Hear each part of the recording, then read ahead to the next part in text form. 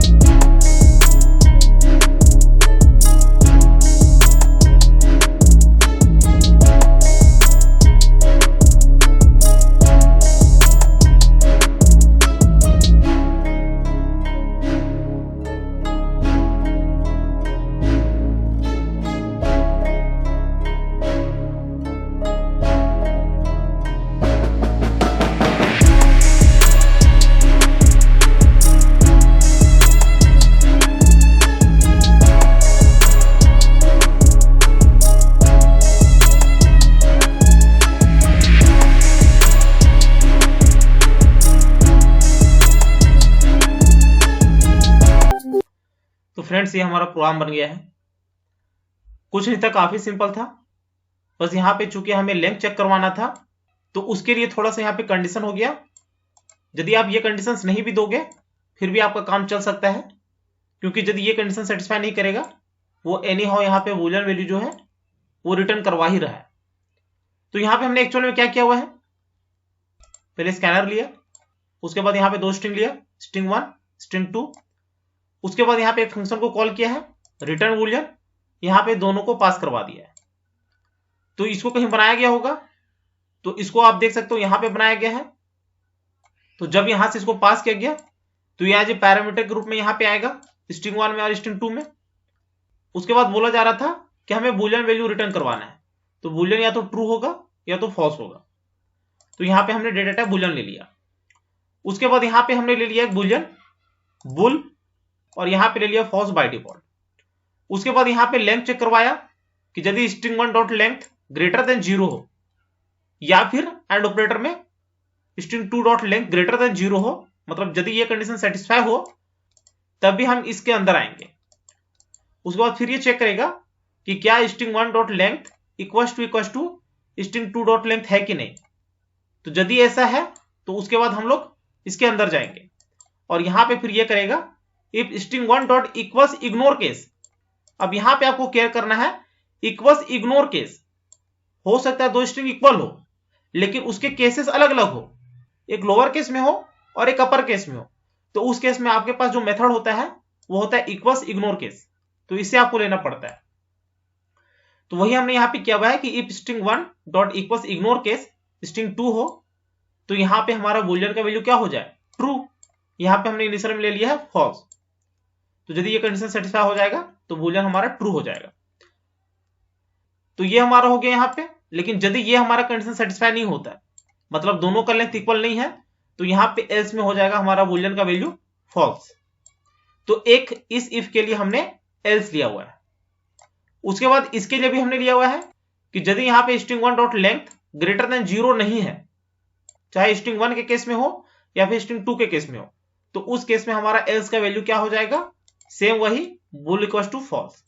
यदि आप इसको नहीं भी दोगे तो आपका काम चल जाएगा, क्योंकि यहाँ पे एनी हाउ आपने बुल का वैल्यू क्या लिया हुआ है, फॉल्स लिया हुआ है। तो यदि इसके अंदर हम नहीं जाते हैं तो उस केस में भी हमारा बुल का वैल्यू फॉल्स रिटर्न हो जाएगा। लेकिन फिर भी आपको ये चीजें लेना है, क्योंकि बहुत सारे ऐसे क्वेश्चंस होते हैं जहां पे जरूरत पड़ जाती है। उसके बाद जो यहां से रिटर्न हुआ वैल्यू वो यहां पे आया होगा, इसको हमने स्टोर करवा दिया फाइनल वैल्यू पे, जो कि बूलियन टाइप का होगा, क्योंकि ये जो रिटर्न वैल्यू हुआ है ये ट्रू होगा या तो फॉल्स होगा। तो फाइनल वैल्यू को फाइनली हमने यहाँ पे प्रिंट करवा दिया। तो यहाँ पे क्या करते हैं, इसको रन करवाते हैं, रन। तो ये रन कर गया है। फर्स्ट स्ट्रिंग जो होगा हमारा उसको ले लेते हैं संजीत, और सेकंड वाला हम लोग कैपिटल में कंसीडर कर लेंगे। तो यहां पे कर लेते हैं एंटर। अब यहां पे कैपिटल में ले लेते हैं।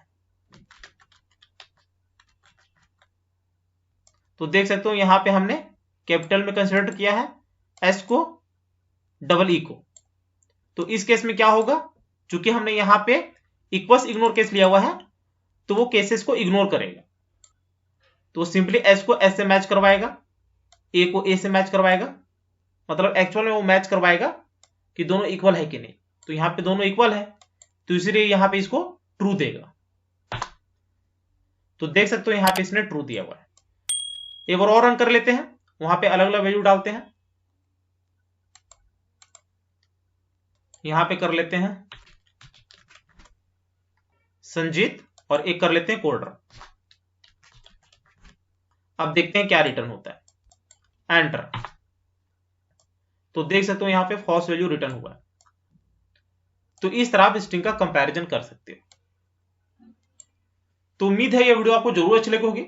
यदि अच्छी लगी होगी तो चैनल को शेयर और सब्सक्राइब जरूर करें, साथ ही बेल आइकन को भी प्रेस कर लेना, ताकि जैसे भी नया वीडियो अपलोड करूं उसकी नोटिफिकेशन आपको तुरंत मिल जाए। Thank you, happy learning.